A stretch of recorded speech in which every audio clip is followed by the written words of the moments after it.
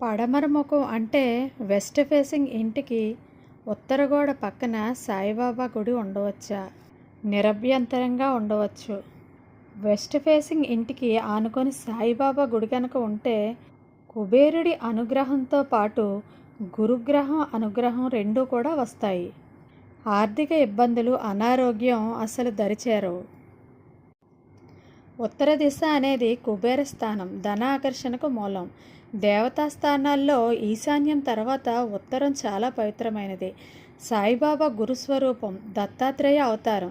గురుస్థానాన్ని ఉత్తరంలో పెడితే జ్ఞానం, శాంతి, ధనం కలుగుతాయి. కాబట్టి ఉత్తరం గోడ పక్కన సాయిబాబా గుడి పెట్టడం 100% వాస్తు సమ్మతమే. సాయిబాబా విగ్రహం ముఖం పడమర ముఖంగా ఉండడం వలన మీకు అపారమైన ధనలాభం కలుగుతుంది.